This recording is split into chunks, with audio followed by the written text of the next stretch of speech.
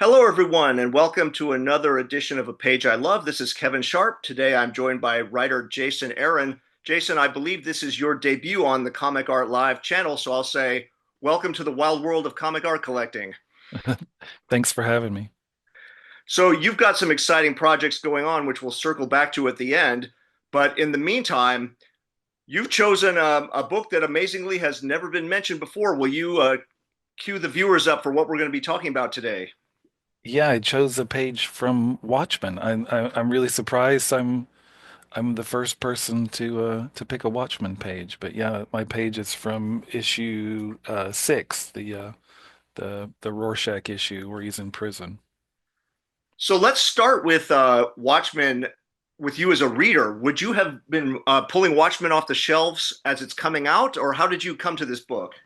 I did, yeah. I mean, the this was from my sweet spot when I was kind of first getting into comics in a big way. I can't remember. I did read it in single issues. I can't remember at what issue I started picking it up. It wasn't kind of, when it debuted with issue 1. I think it was already in the midst of coming out before I got turned on to it and picked it up and went back and got all the issues. But yeah, I read it all in single issues, and then like it changed me. Like reading that book changed me in a huge way. As so much stuff I was reading in comics at that time was changing me. But Watchmen was huge importance, and I bought the that graffiti designs like slipcase hardcover. I bought the Dave Gibbons like portfolio that came out with the kind of prints of all the ads, and I had a Watchmen t-shirt.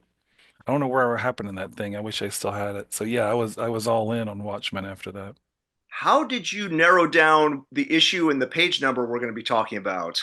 Well, yeah, that was hard. Once I kind of went back. I thought about a lot of different pages from different books that, again, I plucked off the spinner rack. Some Jose Luis Garcia Lopez from Atari Force was of huge importance to me.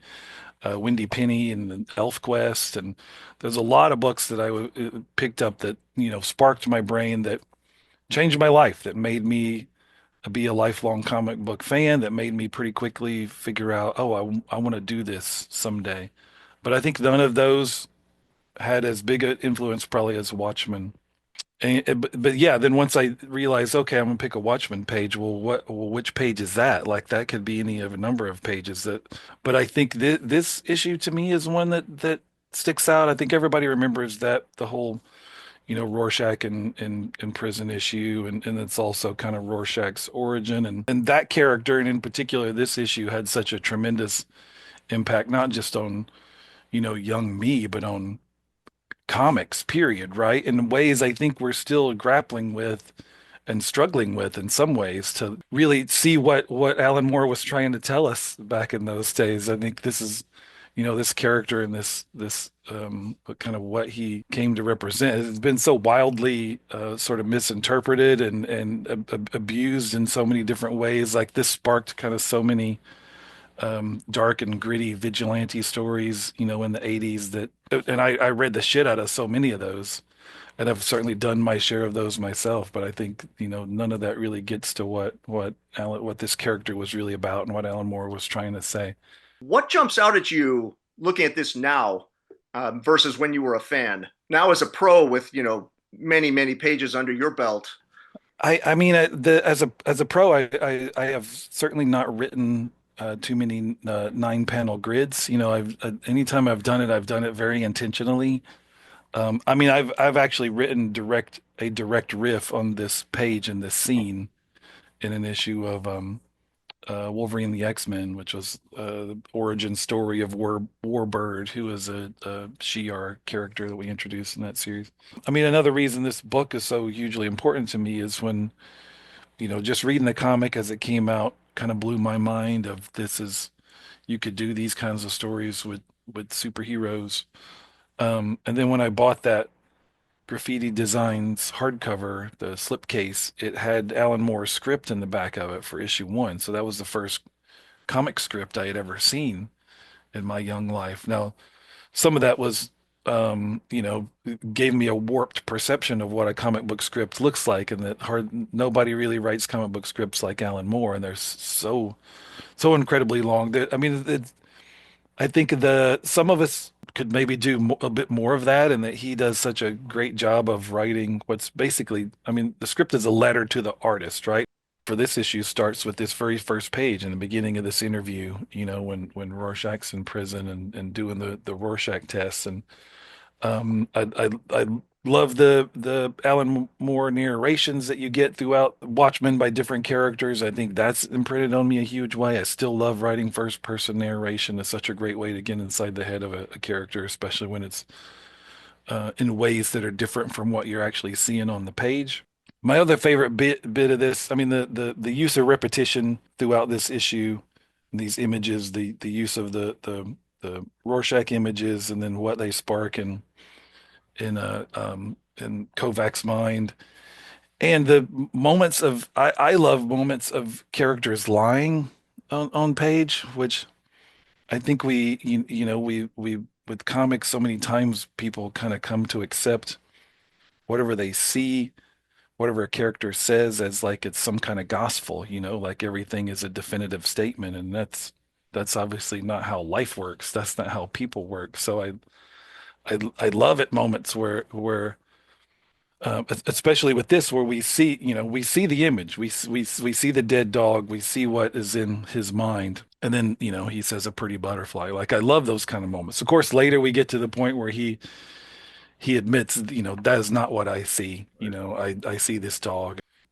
Do you happen to own any Dave Gibbons original art? I do not. I mean, I wish I did. The closest I come is having. I still got that portfolio set. Wish I mean, I think before Watchmen, I had read Dave Gibbons' Green Lantern stuff and really loved it. And of course, after this, I loved the Martha Washington books he did with Frank Miller. Why don't we switch over to what you have going on?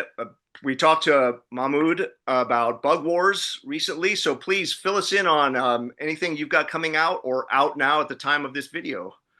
Yeah, I am I've been busy these last couple of years doing a lot of new things. Kind of working for most every company in comics, it seems like. So at the moment, I'm still doing Teenage Mutant Ninja Turtles for IDW. I'm doing Absolute Superman for DC, which I will, in terms of Superman, continue to be on, as far as I'm concerned, for the foreseeable future, for a nice long run. Bug Wars just started from Image Comics, which is the book that Mahmoud and I are doing. We've been working on for years now. The response to that has been really great. So I think with the point when this interview comes out, I think we'll be up to issue 3, and issue 4 probably coming out soon. Other than that, I think I've got Godzilla versus Thor coming out sometime this summer, June maybe, which was a huge thrill. It sort of takes. I've tried to. I very intentionally wanted to downplay what happens in it. So the solicits, are just kind of, it's just Godzilla versus Thor. That's sort of all you need to know. But it's, if you know your Godzilla, this is the Godzilla from Giant Monsters All Out Attack, who's sort of one of the darker, more evil versions of Godzilla, and really powerful too. But there's stuff in this book that connects directly to my run on Thor. And there's also some elements from my most recent Punisher series, and that the hand is involved. So it's super excited. That was a blast to write. I'm a huge Godzilla nerd, so I loved writing that. And Aaron Cooters is drawing the crap out of that. Well, thank you again for joining us, Jason, and obviously picking a, let's say, iconic, legendary comic to talk about. Cheers. Thank you.